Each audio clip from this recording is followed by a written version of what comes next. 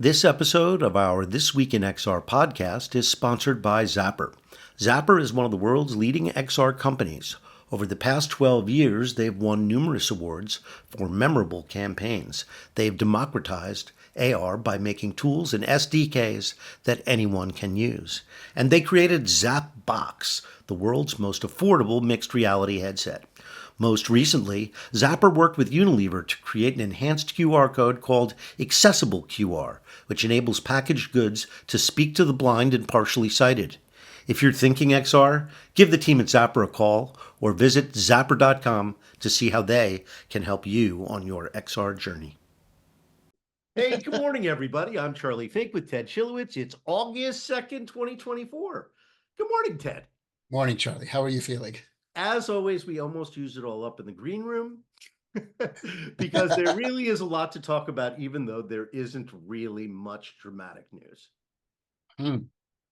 I was just saying in the green room that the more the illustrious founder of Meta looks like a nerd, so like when he lets his hair grow out into the sort of fro effect, the higher the valuation of the company goes. I'm just wondering what the correlation is when he tries to look like a slick on stage CEO, company value goes down. When he lets his hair grow out and he looks more nerdy, company value goes up. What's up with that?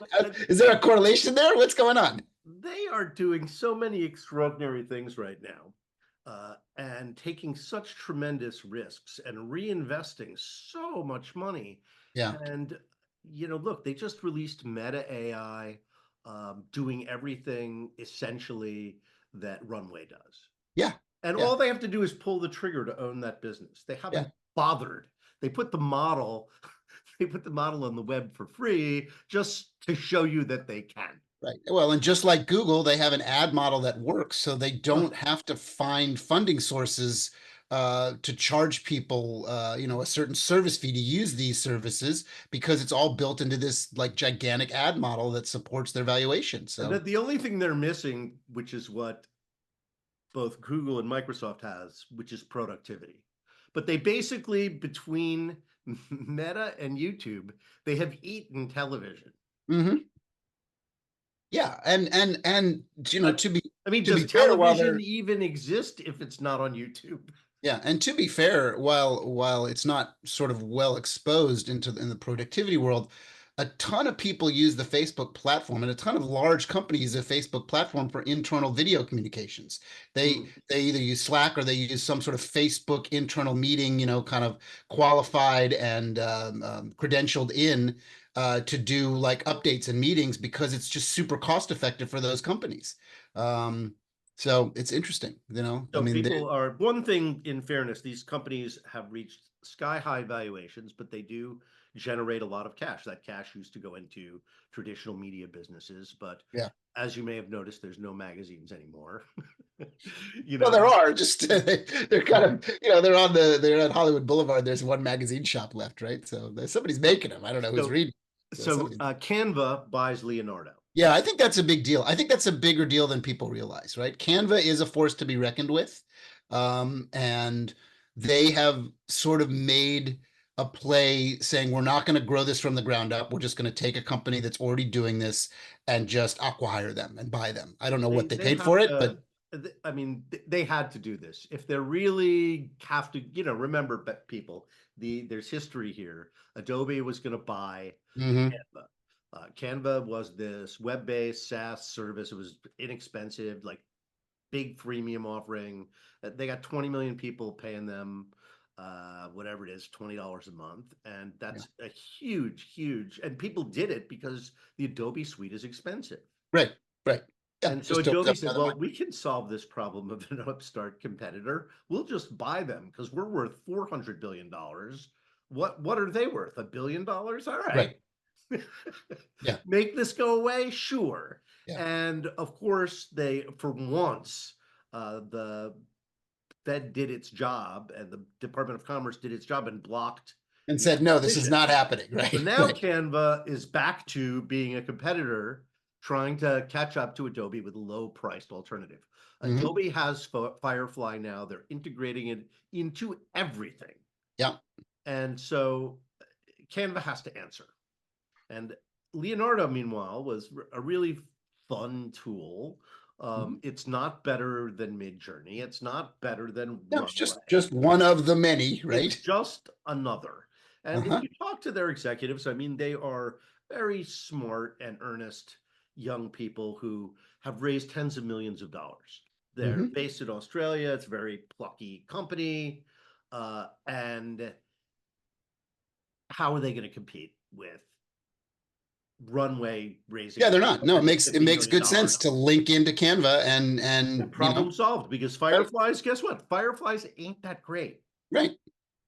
So Canva can really keep up doing this. I think No, I think it's a very Leonardo, smart move for Canva to do it. And I yeah, think it's a good very for them. smart move for Leonardo Yeah, to merge with them. Yeah. that makes so much sense. I'm gonna predict something's gonna happen with Shutterstock too. Mhm. That's You know, interesting. they're trying to do license their platform. Oh, and Yeah, I mean, they're all trying to figure this out, right? So, yeah. something that came out after the column dropped yesterday. Suno answered the Recording Association's lawsuit that it had trained on copyrighted music. And its answer, which I have been predicting Hmm. all year, was yeah, and it's totally legal because it's fair use. It's not Right. a direct use, it's fair use. Yeah. You know, we're a science company. We're inventing things. That is the definition of fair use, is Yeah. that you're using it to invent something separate. So this is a Supreme Court case. Rony is right about that.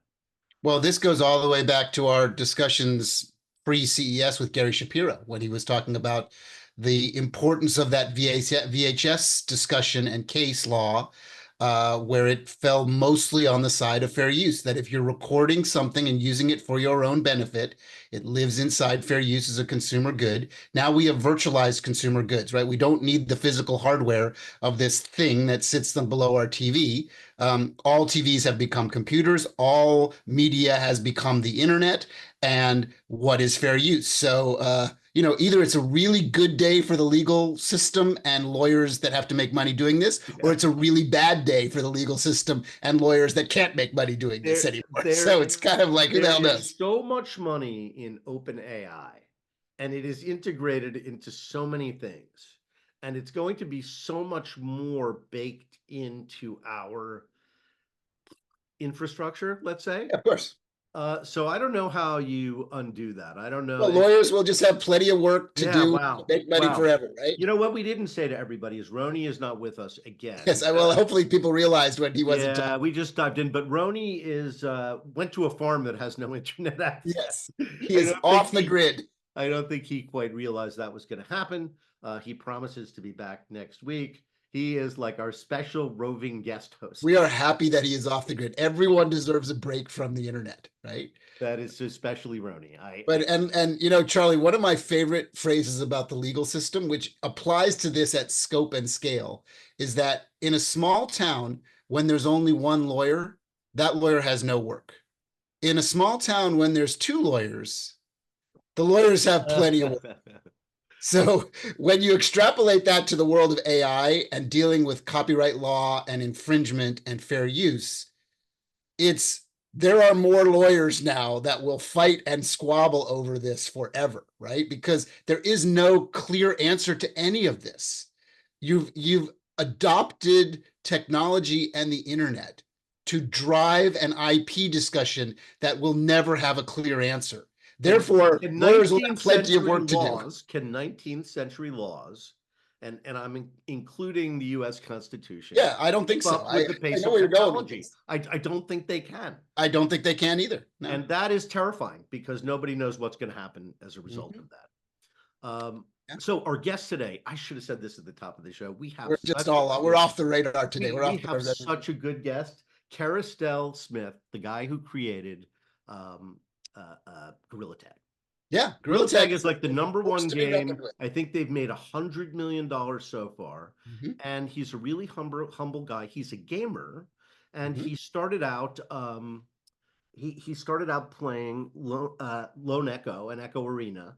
mhm. I think he was an Echo Arena champion actually, and that inspired the gameplay, in Gorilla Tech. Yeah, well, I mean, he'll be an interesting person to talk to because he is a true representation of what I talk about all the time in our industry, is that the virtual reality industry is like any other entertainment-based industry. It's hit driven, right? He's the Blair Witch Project of VR. I mean, maybe Beat Saber was the original Blair Witch Project of VR, but he is the No, true Blair Witch Project. I agree with that, and that's why I say we need our Game of Thrones. Yeah, Everybody's playing Gorilla Tag, but I want something my wife can do. yeah. I Except, mean, it's so much fun to play Gorilla Tag and your controllers are controlling your motion. yeah. But my wife saw me doing that one time and she ridiculed me. Well, yeah. And I I get thought that. not that I wasn't worthy of making fun of in that moment, but that she would never put herself in that position. But the point is, what we see proven over and over again, especially with virtual reality, with simulation-based gaming and entertainment, is simplicity and core value matters more than big bloated graphics Oh, I and know. sort of trying to design something like Game of Thrones, right? And It doesn't. there's a design principle in VR. You have to know who you are, where Mhm. you are, and what you're supposed to do there. Right, So sure. it's also a rule in role playing games. So you can't explain it. Explaining the more you explain it, the worse your experience is. No, you just have to feel it and go, I get this, I understand this. Sure, It's they're why playing certain things. tag. They're playing tag, and you use your arms to get around. Correct. And it's So become social. The reason why it's so successful is it's become a social hangout, just like Fortnite, just like yeah, and that's Minecraft. what happened in Echo. Yeah, of course. So anyway, Kerestell will be by any minute. Have you been watching the Olympics? I have been watching the Olympics. I'm a big gymnastics fan, and I've been watching our buddy Colin Jost reporting in from Tahiti, which makes me smile every day. And of course, all the swimmers. So the U.S. is Snoop doing Dogg well. in Paris. What do you think of that Yeah, choice? the Snoop Dogg thing. I mean, I get why some marketing person thought that was a good idea. He's going to be on The Voice, which is a Yeah, big. I just, it's just too much Snoop Dogg. Like if it was a couple of quick little segments because they're trying to appeal to a youth audience and they're trying to link something, but to make him kind of the voice and ambassador of the Olympics, like I think Michael Phelps is fantastic as a voice and ambassador of the Olympics Yes, yes, because he's absolutely. If they needed a authentic and resident there's a reason pothead, for him to be there. if What's they that? needed a pothead, well, why have we Well, jumped apparently he's down? I not a mean, pothead anymore. He gave up pot, from what I understand. I don't know, but I mean, I think I don't honestly care one way or the other. I just think it would be fine if he was a tiny little sliver and that was part of the sort of fabric and makeup of the Olympics. But the amount of stuff I have to fast forward of Snoop Dogg that I don't want to watch because I just want to watch the All right. Olympics. More interesting than that is Kerestell is here. We're going to admit All right, you great. from the green room. And we didn't get to talk about Hedra yet. The fact that Hedra got some more. Hedra, $10 million good on those guys. Yeah, I mean, you and I've used it, and it's cool. I sent you a meme that I made using Hedra. Yes, and I sent you my crazy thing. Hedra does not only does it do AI, but it adds voice and dialogue, so you can put and it works. It's amazing how good it is. Like any of these tools, it's more janky than not. But if they can get that thing to be really clean, there's so many players in this category, although they've got something unique for a heartbeat. I just wonder, there's so many. I think that's why I said Leonardo is lucky to have found. Mm-hmm. Yeah, they got out at the right time for sure. So, Kerestell, welcome. Thanks for having me. It is so good to see you. We were going on about your origin story, which is so great, and the simplicity of Gorilla Tag. And so we almost used up every question we were going to ask you before you came in. We were like rehearsing. So how are you, first of all, and where are you? I'm doing good. I'm actually coming off of another bout of COVID. Not too bad this time, thankfully. And I'm currently in New York City, actually. Well, you joined the COVID club because I had it a couple weeks ago. Charlie, did you have it recently too, or no? You never had COVID. You've never had it, Charlie. Well, the thing is, you probably have had it. You're just one of those people that doesn't exhibit symptoms. You share it with others, unfortunately. I think they should. My daughter has never had it. I think they should take our. You might be a genetic. Yeah, you might be one of those genetic. Take our blood and see what's up with that. It might be the high alcohol level. I don't know. Because my daughter, the same thing, has never had it. And like We've all had it. My wife and I've had And I it. mean, I teach in a college. I go Yeah, to yeah. You're in conferences, social and environments. Yeah. I'm not masked up. I don't worry about it. So I don't know.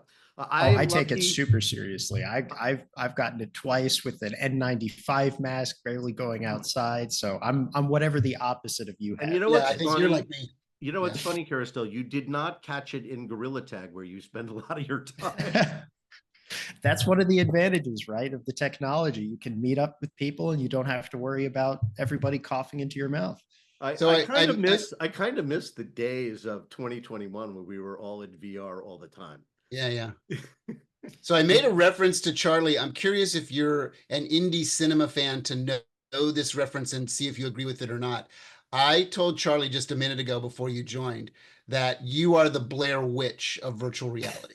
Um, Gorilla you Tag. basically are the ultimate indie creator. You did Mhm. something that's super authentic, that's super simple, that matters a lot, that people have connected to, and you are a legitimate bona fide monster hit on the platform, and probably had less funding than when Facebook wakes up in the morning and drips one drop of water out of their toothbrush, they spend more money than you spent on Gorilla Tag. I like to think of it in terms of how many Super Bowl commercials it had cost. Remember that one they had a Yes, few years ago? yes, Yeah. yes. Yeah, I mean, and thank you very much. Those are very kind words. Yeah, it's been really interesting. It's funny that you used the example of Blair Witch. Is that I think what was interesting about that movie and the time it came out, this was like early internet. It was kind of tapping into this new technology, right? This new social fabric that was developing. And it didn't require a lot of resources, but it required kind of this deep understanding of the state of things, right? Like, how are people engaging with new media? How are people like speaking, communicating with each other in new ways? And I think to me, that's kind of what's most interesting about like Gorilla Tag as a project, is that it wasn't kind of born out of this attempt to create something that had been in the popular imagination for a long time, right? Like it wasn't built as a metaverse or as this kind of like VR world type thing. It was really built as a result of having been a VR enthusiast for, ever since the DK2, really trying to pay careful attention to the kinds of things that I identified with and really spoke to me about other games and applications I had played, and then trying to put all of those things together and put in as few other things as possible. So it's a very pure experience, but I think it really hits on all of the things that are really most engaging about the technology. Well, the other thing that's so important is you tapped into the understanding of simulation behavior really well, right? Every human that I know of has played a version of tag in their lifetime, in real life, right? Like as a kid, I mean, Charlie and I are quite a bit older than you. We played freeze tag on the playground when we were kids. And then, Charlie, did you ever play TV tag? I don't know if Kerestell has a sense of No, it. I played TV tag wrestling. So TV tag, just to give you a sense of what TV tag was, it's a version of freeze tag where when you're running around the play yard, you have to touch each other. And in addition to touching each other, to get free or to get caught, you have to say a TV show. So like if I was chasing after Charlie, I would tap him on the shoulder and say Brady Bunch. And if he wanted to get free, he would say Gilligan's Island and he would be out and he would be free. And you would do this, and it was culturally relevant And for kids in the 70s and 80s. Can you redo TV show You titles? should do TV tag, gorilla tag, and then you'd have all the people in their 50s and 60s that would play that. But the point I'm making is that you tapped into something that people know. Just like the Wii back in the day, the original virtual reality gaming system, tapped into all the sports that people played in the real world. They built virtual tennis and virtual bowling, and it worked, right? So you and Beat Saber are kind of the natural extension of that type of simulation. And that to me is why it's a hit. There's this really fun moment early on, actually. Like, it's funny, the game started as a gesture-based spell casting game. It gives you an idea of kind of like how much of an iterative process it was. So initially I was working on something like that. You trace your hands in a certain path and a spell appears, and it wasn't really working that well, but I was like, okay, I want to have some kind of movement that isn't the standard, right? Not teleport and not stick movement. So I started experimenting with this hand walking stuff, and it worked way better than I kind of imagined it would. Like that feeling of walking, but on your hands translates extremely well. It feels supernatural. And then I was stuck for a few months. I wasn't really sure what I wanted to do with it because I had something that it felt great. It was really interesting, but that's not enough, right? Like you can't just have one interesting idea. You've said it was inspired by Echo Arena.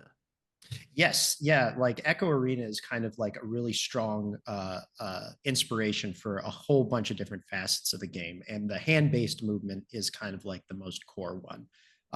Part of the reason why I believe in it so much is, I like that you bring up the Wii as well, because when the Wii first came out, right, everybody was like, we're finally going to have sword fighting and it's going to be awesome. And then you go and try it out and you swing your hand and the in-game sword swings and it hits a wall and your real life hand keeps going through and everybody's like, it doesn't work. It doesn't work. Tennis worked great. Yes. Exactly. Same way. And tennis worked great because you never get stopped by the ball. You always swing through. So it's very true to the experience. Right. Same reason why Beat Saber works so well, I think, is because, hey, if I've got a lightsaber, I'm going to cut through whatever this thing is. Yeah. But then with the hand-based movement, like the first time you play VR, you have a similar experience, right? You do like the toy box experience or whatever. You got a bunch of stuff on a desk. You pick something up. It feels amazing. You put it back down, but accidentally your hand goes a little through the table and then the illusion is kind of shattered. But with the hand-based movement, you put your hand through the table and you get pushed back and your hand doesn't go through the table anymore. And somehow everything kind of clicks. And to me, what the realization was is that now it's two directional, right? Most VR games are one directional. I'm making an action and it's being reflected in the environment, but the environment has no impact on me. But with the hand-based movement, you push against a wall and you get pushed back. All of a sudden, you have this back and forth relationship with the world. Same thing that you have in real life, right? Like if I want to walk across the room, I push against the floor pushes my body. And that's how physics makes sense. So that's how it's so interesting because Charlie and I like to play golf. We're both bad at it, but we like to do it. And you actually just gave me a little insight as to why I enjoy playing VR golf so much, is because that swing mechanism is fluid and logical like tennis in the Wii, because you hit the ball, that's the physical moment in VR. You see the ball reacting to the environment just like it does in a real life situation. And you swing through to the end of your swing, and the physics make sense. It's a pure simulation connection. So the point is well taken about when you're moving around like a gorilla, and you're using that sort of mechanics, it makes sense to your brain. And when it makes sense to your brain, the simulation works and it's a success. It's really interesting. I never really thought about, why do I like this VR golf thing so much? Why does it feel so real to me? Because the action, the physics are actually real. That's what makes sense to me now. It's great. There are a lot of things like that, I think, where especially because VR is still pretty young right now and people are trying all of these different things. And my experience kind of like trying out a bunch of the things that have been built is really like, why am I connecting with this thing or why am I not? And I feel like a lot of the things that I didn't connect with were the ones that were more of a kind of intellectualized experience, right? Oh, I'm going to create this experience and it's going to be like I'm doing this thing. Okay, what trade-offs and compromises do I have to make that experience happen?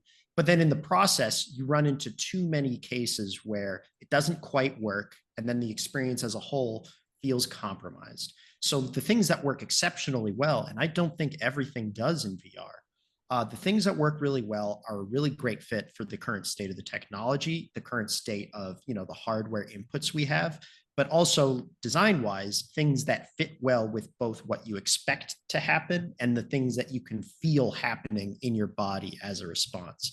I actually tried I've been trying out the Apple Vision Pro and stuff, we're evaluating for all those different things. And one of the things that I experienced that I thought was really interesting, so I'll ask you about this. Have you tried using that with the immersive environment? So you're like sitting inside of like Yosemite or whatever? Yeah, very much. Yeah. Have you tried working in that environment? Like you set up all, how did that experience go for you? Well, the experience works well. Like if you put up multiple monitors and you leave Mhm. it in a sort of naturalistic background, Yeah. it's soothing, it's nice. The idea that you can sort of bring yourself back to reality by dialing and going, okay, now I'm back in my living room if I need to pay a Mhm. little more attention to something. But if I Right. need to kind of think about something as I'm working on a document or a spreadsheet, uh, there's a natural relaxation moment that happens Mm. when you pull that environment around you. It's similar to, I don't know if you play Supernatural in VR. I've Um, played it. they do a really nice job of building these beautiful environments for you to basically play a version of Beat Saber in, Mhm. that's more exercise oriented, and it works really well. You actually feel when you're out Mm. in Iceland or you're on, some tropical island or something, it creates that illusion. The biggest So, problem with the Apple headset is just wearing it is a train wreck. It's too right. heavy, and everything that you want it to be to soothe you and calm you gets discounted and counteracted because the thing is like a giant bowling ball on your head. That's terrible. So it's very interesting because I actually have had the opposite experience. When I Yeah. did that full thing and I'm sitting in Yosemite and I'm doing the pass through, I feel like super nervous and uncomfortable. Hmm. And what I realized is because I'm in this giant open field. There's a forest Oh, behind you're you and worried this about giant someone meadow. attacking you. Yeah, That's and I'm funny. trying to focus on these screens, and the back of your head, right? It's like millions of years of evolution That's have taught interesting. you if you're in a wide open space, you can't lose focus, right? You got to keep checking Huh. behind you every so often, looking around. So the experience I had was like I expected that kind of thing, right? Like I was like, this is going to be awesome. Like, I'm in my tiny, dingy little apartment that I haven't Mhm. furnished well yet, right? Like I want to be in this beautiful place instead. And what I found is that after messing with it for a bit, I had to tune it so I had a wall behind me because that's the only way I felt safe. Wow, And that's so interesting. yeah, because I compare it to like virtual desktop. If you've tried that, Yeah. they have one environment that I absolutely love. That is this apartment in Chicago. It's like this penthouse apartment. You look out on the city and stuff. And it's just kind of this cozy enclosed space. So I felt very comfortable kind of working there and you can look out the window. So to me, that's the kind of like way that I developed my understanding of VR is that I tried to pay very close attention to the experience I was having, the feeling I get in my entire body almost, Mhm. and try to think about like why I might be feeling one way or another. Because I feel like there's a lot of information out there about how to build these kinds of experiences. Like people have tried all sorts of different things, and there's always something to learn. And I think that I see that a lot of stuff is getting built that doesn't feel like it's taken all of those lessons into Yeah. account. It's And interesting the fight or flight response that was triggered with you. Charlie, do you have a version of that? Because clearly we have different psychologies. Like for me, being outside and camping is not a scary thing. Like I'm not worried that a bear is gonna sneak up on me, grab me from behind. And I'm an ocean person, right? So like I like to be in the water. I know a lot of people have a what I would call an unnatural fear of bad things happening in the water because statistically, like it's way more likely you're going to get hurt driving to the beach than actually in the ocean, right? So I don't have a fear factor of that, but I know a lot of people do. So if you put someone in a water environment in VR, like remember in the early Sony demo days, they had this underwater shark cage demo in the very first Sony VR thing. I loved it. I thought it was amazing, and a lot of people couldn't do it. Now, This I have the giant opposite with monster. heights, right? So walking on the Ritchie's plank stuff, Mm, while I can do it, raises my level of anxiety incredibly because I feel the height dynamics really. right. So maybe your version of like sitting outside in the wilderness is me being on a plank. I'm curious, Uh, Charlie, where you sit in all that. I honestly, the only thing that makes me nauseous consistently in VR is flight sim. mm, And I really, really like the World War I and the World War II flight simulators, Yeah, but you but can't do it. I'm good for about 15 minutes, and then I start to feel kind of green in the gills, and I gotta bail out. But Uh, that's a whole different response than the fear response. I no, mean, I don't have fear response you at just don't VR. have it. Yeah, it's interesting. It's interesting. I have it the other way. It's funny that we have I different. mean, I have to tell you, and this is a terrible confession to make on this show. During the pandemic, I was in VR all the time. I taught in VR. It was Mhm. freaking awesome. I wish my classes were remote like that. Because I think the students, I got a better result. But of course, that's unique to the emerging media topics that I teach. Yeah. But still, I mean, we were in a headset a lot. In fact, when we started doing this show in 2020, we Tried to do that. do it in Yeah. VR. So the technology was not quite ready for that. We probably should have done it in PC VR, but we were lazy. And the result we got was just terrible because it's like filming live theater. Once you extract it from its context, it loses all of its meaning and interest. So anyway, I don't know where I was going with that, but I do want to ask you about another axiom. So as a result of creating Gorilla Tag, basically as an individual, and I guess you must know your way around Unity pretty well. So you learned Unity professionally or as a hobby, and then you built this game by yourself. How do you go from there to $100 million in revenue? You've got a real company. You brought in executives you're like little Palmer Luckey. So tell us about that story, because I met your partner, your chief operating officer, at that party at AWE. So I just was fascinated by your story. I thought it was really interesting that you had kind of started to build the company with people who had done it before, which obviously is indispensable because they'll make all brand new mistakes that nobody knows about rather than old obvious ones. So tell us that story. Yeah, it's been a wild ride. I actually I was by myself for probably too long. I want to say the game was released in about February 2021. I went on sabbatical from my job in July of that year, I think, and I only formally quit. What was your job? I used to work at a company called Workday. They do HR, finance, all that kind of stuff. Yeah, I was a front-end app developer, so it was a small shift. So this was your escape from Workday, is being a gorilla and running around and playing tag with people. I love it. It's funny. Like I built the game after work. I worked on it in my spare time for about a year, and I had this feeling that I was very grateful for that job. I knew it wasn't where I wanted to be, but I wouldn't be in a position that I was in without having had that experience and stability. So, it's funny. I try not to think of it in a negative way, because you would never be where you are without the sum total of all your experiences, right? But it did give me an appreciation for kind of business and the way things are run and all that. So part of the reason why I was by myself for so long is that I was just very hesitant to make any kind of existential mistake, right? Like you have something successful, you get a lot of people interested in what you're doing, and that's a very dangerous period, right? So I was very hesitant to jump into anything too quickly.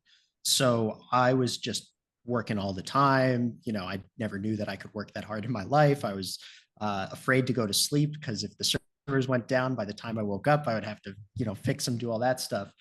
But getting Dave and David on board, David Newbeld, our CTO, and David Yee, our COO, that was a very special thing, because if you had asked me who I would want to work with before, the conversations with them happened, I would have said, oh yeah, David Yee, David Newbeld, as a joke, right? Like in the same way that you would say, hey, if you could meet anybody alive or dead, right? It's like, it would never happen. But because I had built up that relationship with them over the period of some years, maybe for our listeners, explain who they are and their pedigree so that they know who these guys are, why that matters so much. So David Yee was at Meta for a long time, and he was part of back then, the Oculus publishing group. So he was involved in a lot of deals, getting different games developed for the platform, especially for the Rift PC. And David Newbelt was at Ready at Dawn, who made Echo Arena. Yeah. So he actually built the game jam that became Echo Arena. Their main game was Lone Echo, and Echo Arena was like the multiplayer sports version of it. And I was just an enthusiast. So I got super good at Echo Arena, played it a whole bunch, and that's how I knew them. So I actually ended up competing in that game.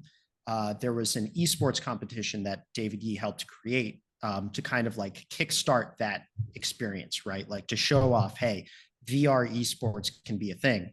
And so my team won a few of those world championships, which was super cool. And every time we went out, or went to an event or an Oculus Connect or something, you know, I would sync up with those guys and we'd talk about the state of the industry, kind of what was interesting, you know, where we thought things were going. So when the opportunity came for us to work together, it was like, you know, you grab it with both hands, right? Like it was a very special opportunity that I remain extremely grateful for. It's funny that you said, even though you probably didn't realize this is a classic Freudian slip, you said grab it with both hands.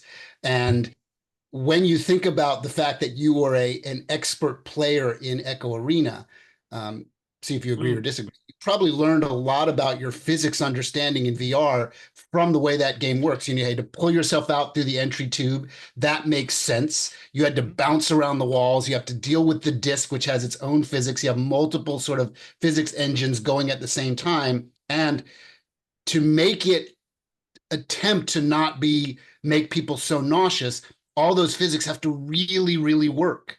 And it still makes people nauseous. Like it makes me nauseous because my sensitivity level to that is high. So I would never be a good player at it because I'm constantly fighting that, like fight or flight in the nausea world. But some people can move past it. Clearly you did, and you became a great player. But I think, correct me if I'm wrong, it felt like you learned how to deal with physics in VR through that, and then adopted that understanding in your brain of how to make Gorilla Tag so successful. Unequivocally, like I've maintained for years at this point that Gorilla Tag would never have existed without Echo Arena. Like so many things that really work about VR, I think existed in that game. I don't think they were all executed as well as they could have, and it had a lot of things that I think detracted from it. But everything that I think is phenomenal about VR, I kind of like saw in games like Echo Arena and crystallized for Gorilla Tag, because I really like that point that you bring up about like the way you move in zero G. What works so well about that game is that you don't have to suspend your disbelief to play it. Like, you know, it's not real. You know, you're not actually in zero G, but the ways that you grab onto stuff and push off, it works the way you imagine it would. And that allows you to buy into that world much more plausibly than something where it's like, you know, you're playing a game and a menu appears out of nowhere and you're using a joystick to move. And it's kind of feels like you're ice skating and sliding around a bit. Like all of those different factors really require the player to say, you know, like, I know I'm playing a video game. I'll have to kind of like deal with these different contrivances.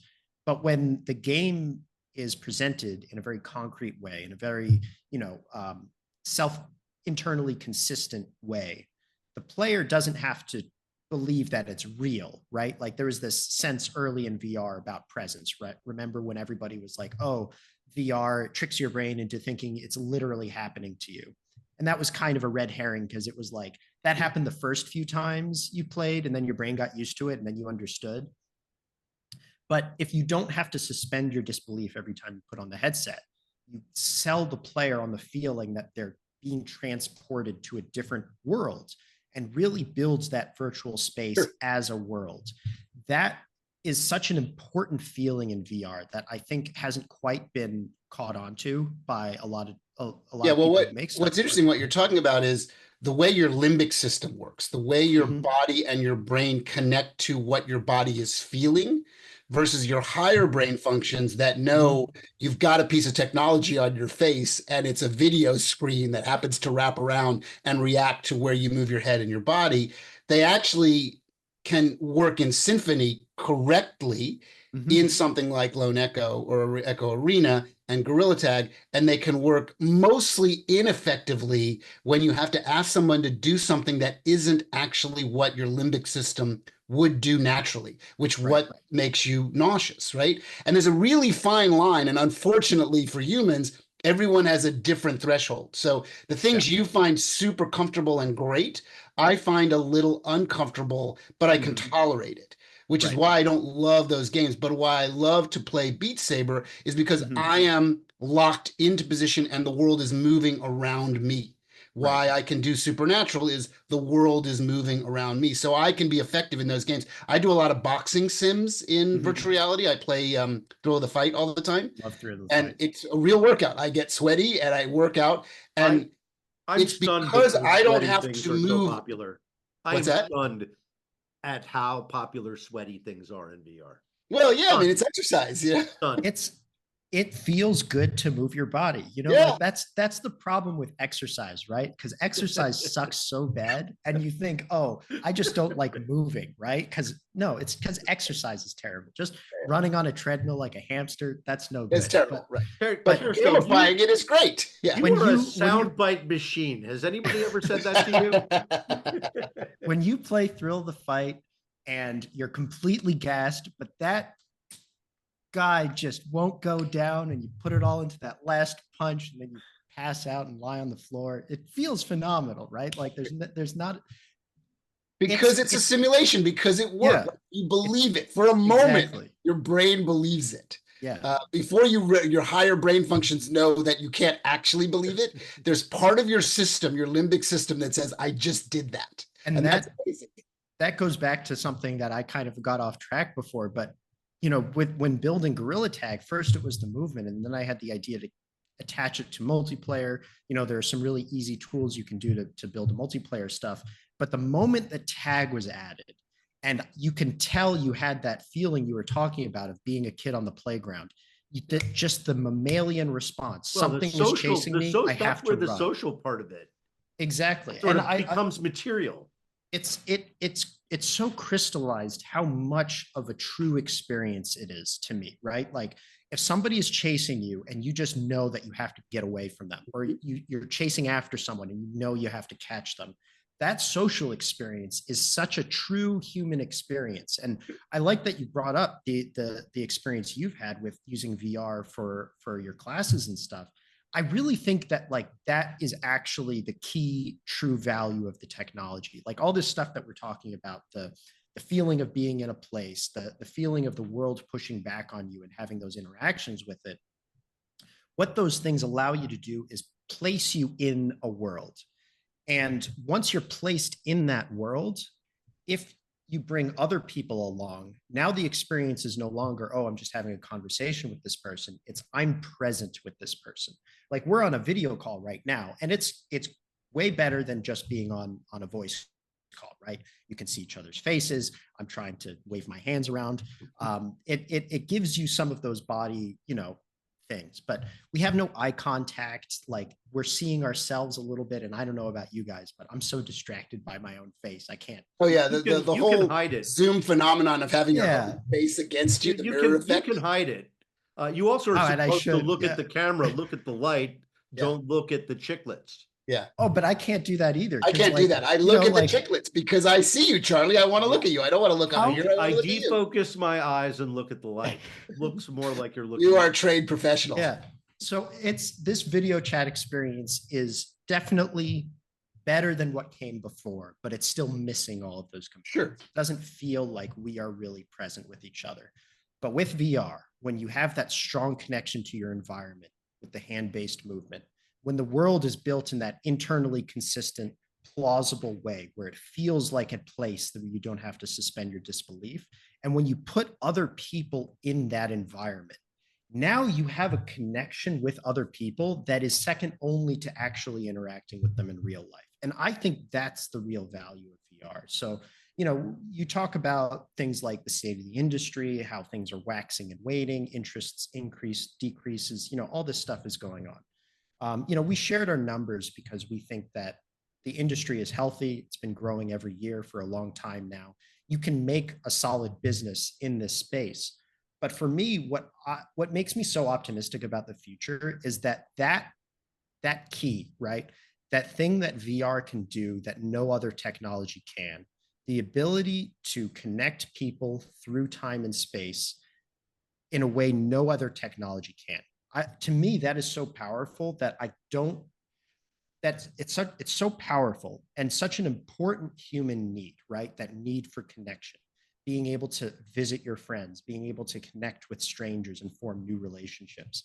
That's something that is very difficult kind of these days, right? And it's been getting harder and harder. Like, you want to meet up with your friends, but someone has to figure out their babysitter. Maybe you moved away, your car's in the shop.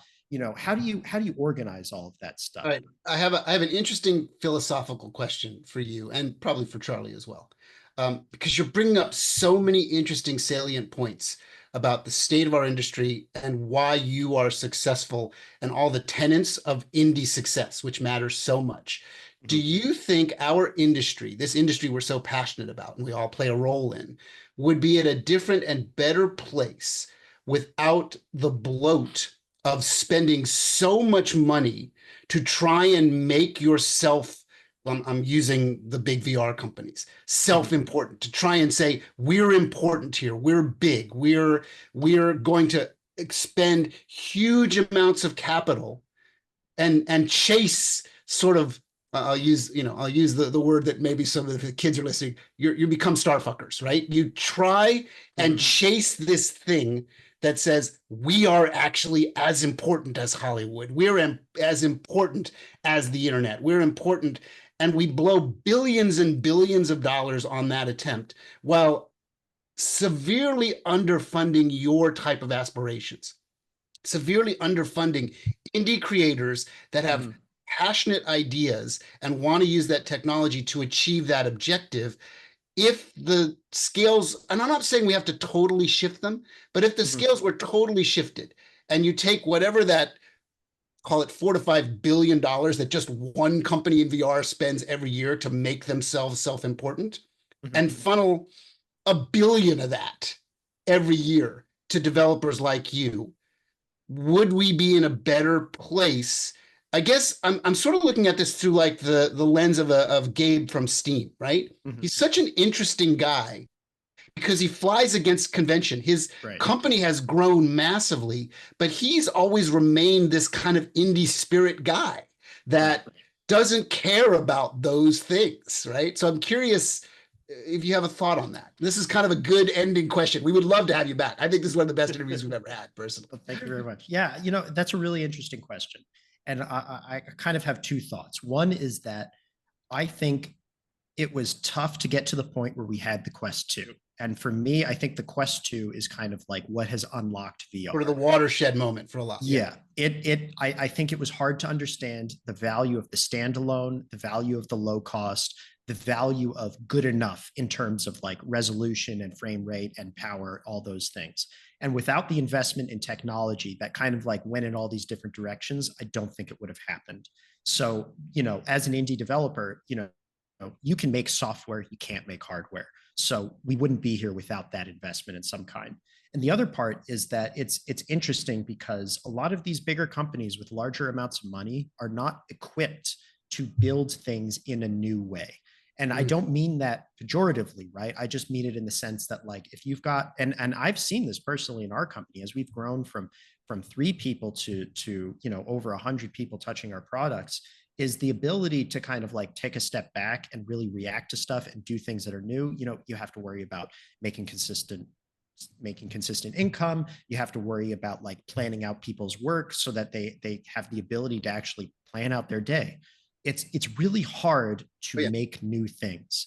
And I don't know that an infusion of cash would just allow new things to be built. So I do think more resources and more space to build things is going to be important, but it also might end up kind of being one of those like almost like scientific discoveries, right? Things happen in fits and spurts, and it's not a linear amount of progress. It's, you can't have 9 women can't have a baby in 1 month, right? I agree. It's why I'm so dual-headed on this, because the struggle matters, right? Yes. If you overfund things, and this is kind of the point I make a lot with Charlie, you overfund things, there is no struggle.